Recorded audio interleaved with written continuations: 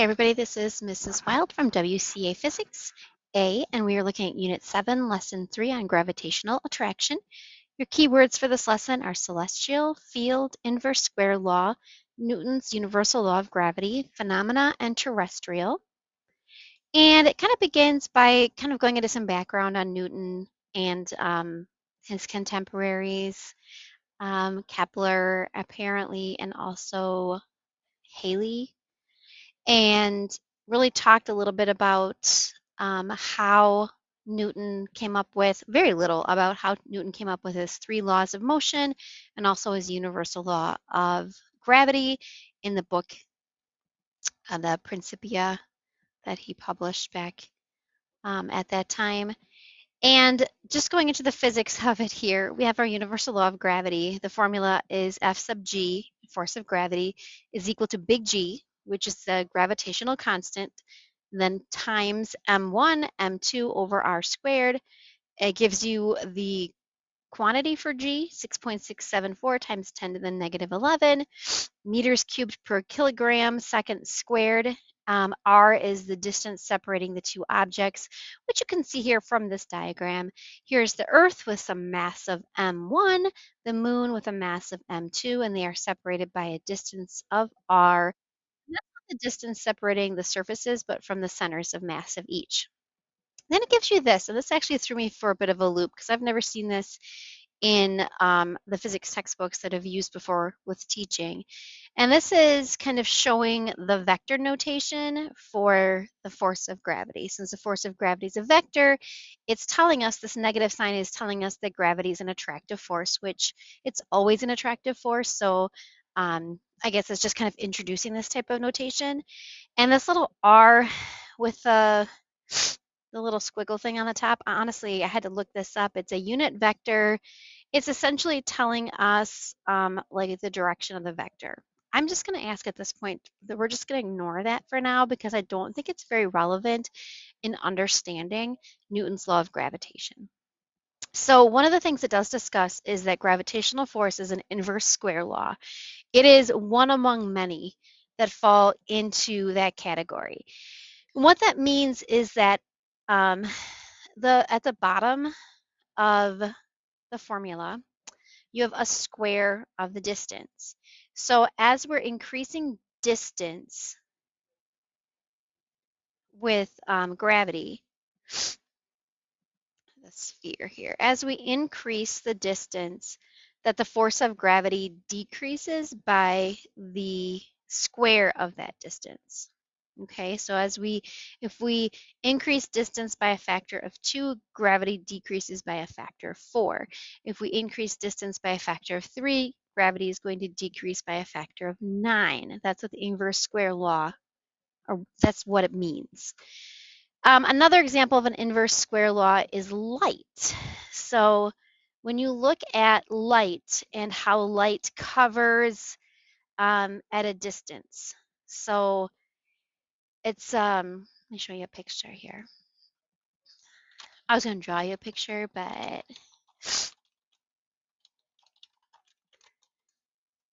I figured it's probably better for me to show you a picture of it. So light, bring this up here. If you increase the distance, the intensity of the light decreases by a square of that distance because light is spreading out and therefore it's covering a larger area, therefore the intensity has to go down, right? But it's by an inverse square of that. So we see this, we actually use this as a method of calculating distances to stars. It's what's known as the standard candle method. So it's just another example of what an inverse square law actually is. I think in the lesson here, oops, that's the wrong lesson. I'm sorry, I've got a gazillion windows open on my screen. Excuse me. It says, consider the formula for the surface area as a sphere is proportional to the square of the radius. I don't know, I don't think that's a good example. I like my light example better. So or we'll check our understanding. It says, why is there a negative sign in the vector formulation of the gravitational force? And we already said that. This is showing us it's an attractive force. Question number 2, use the following draw and write template to sketch a graph of the inverse square function y equals 1 over x squared. That's the inverse square function. Makes sense. For x equals 1, 2, and 3, in the space below your graph, describe how the value of y corresponds to x equals 1 compared to the value of y corresponding to x equals 2. So it's just going to kind of show us, well, that's a beautiful graph that person did. It gives you that curved line, and it's giving you the explanation there. And I'll let you kind of work on that on your own as well. Apply what you've learned about Newton's universal law of gravity with the following questions. What happens to the force of gravity between two objects with a mass if one of the masses is doubled? So if you double one of the masses, then let's write it down here, you guys. Okay, so the force of gravity is equal to G m1 m2 over little r squared. If I double a mass, it's on the top, then gravity should double. So if I multiply, basically you're multiplying this by 2. Then you have to multiply the other side by 2. If distance is doubled, you're decreasing because it's in the numerator or in the denominator, right?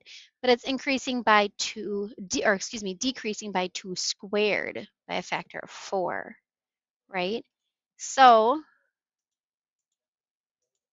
double the mass, the force is doubled. If the distance is doubled, the force becomes a fourth. So it's decreasing by a factor of 4. These tools are so fancy. Okay, clear the screen. Gotta get back. What happens if the force of gravity between two objects, if the distance becomes a third? So this time, I shouldn't have deleted it, Mrs. Wild.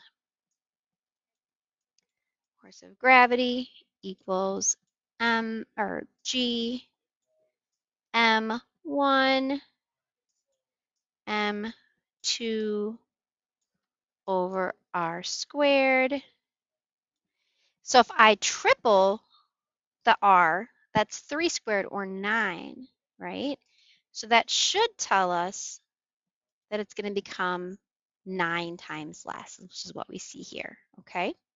So that's giving you some examples. I will also tell you that one great place to look is Universal Law of Gravitation Physics Classroom. So I'm going to see if I can get the correct one to come up. So this is a really good one to look at definitions of and explanations of, and then also examples. So they're going to give you some example problems for you to work through and see if you can kind of, like these under check your understanding are my favorite because they're more conceptual. So see how well you do with those if you're struggling with this concepts, okay?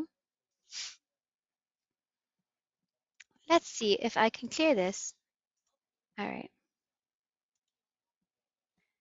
So page 5, you're supposed to watch this video and answer some questions, which I will leave you to do. And then apply what you've learned about the relationship between the sun and the earth by answering the following questions. So it's basically using, I keep rewriting it, you guys, using the universal law of gravity again, right? You're going to know this. The force of gravity is equal to big G, m1, m2 over r squared. Unless it's specifically asking you to calculate the f sub g, if you're just looking at like how it changes, there's the math involved is actually pretty simple.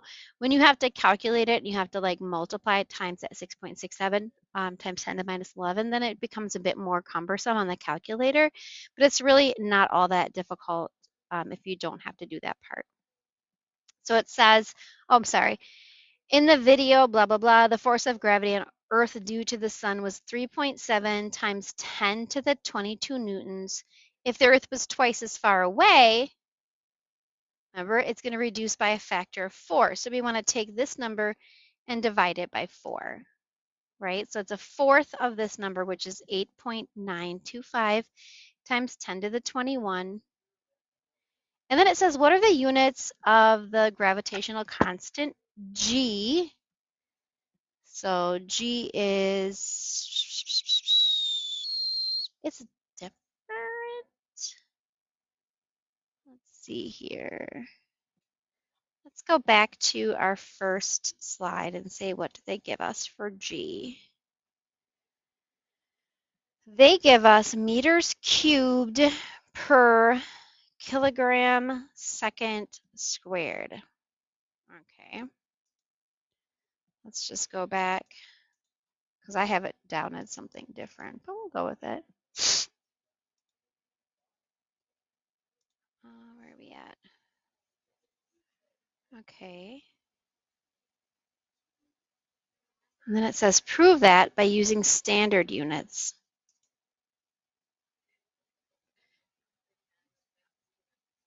I'm just looking to see how they're proving it.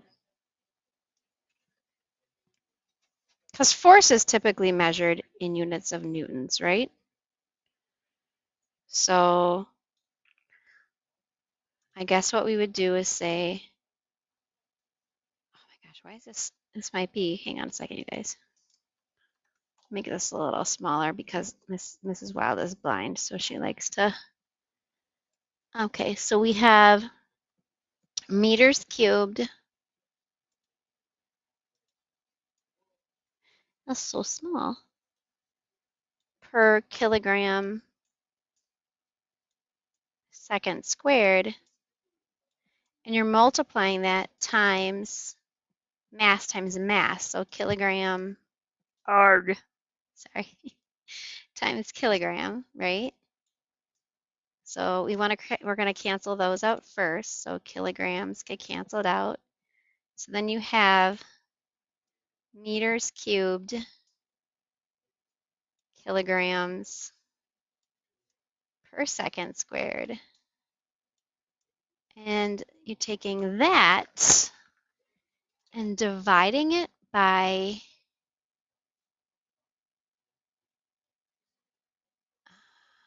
meters squared, right?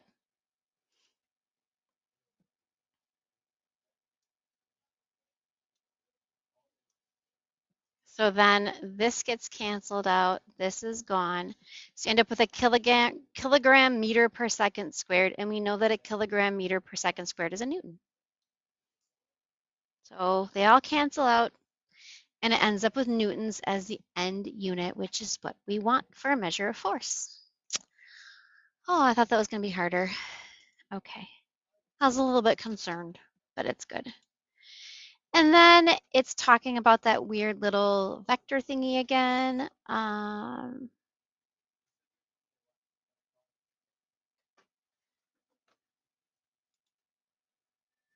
It's just basically talking about how, because when you're on Earth, even though we say this is the universal law of gravitation, gives us the force of gravity, but our weight force is mg, looks very different from the universal law of gravity. And it says basically because r is so small, it works around it to be, you know, you don't need to do the whole formula. So when we're doing our weight on Earth, we just use a shortened version because we don't really need to use this whole deal because R is so small and we are so small. The mass of us and the distance between us and the center of the Earth is really tiny. So that those part become kind of unnecessary. Everything's going to round to about exactly the same thing, so we'll just stick with the one we got. That's essentially what's going on here. All right, and then finally, you have a few different questions to answer. And then you'll have your quick check. So if you have any questions on this lesson, everyone, just let me know. Otherwise, I'll see you guys in the next one. Bye-bye.